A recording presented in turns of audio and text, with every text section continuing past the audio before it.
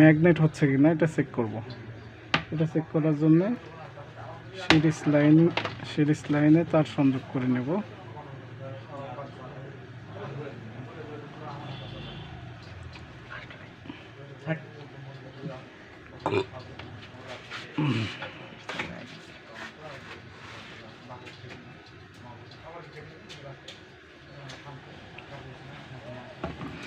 দেখেন সিরিজ লাইনে দেওয়ার আগে কোনো কোনো ম্যাগনেট হচ্ছে না। এবার আমরা সিরিজ লাইনে তারটি দেব।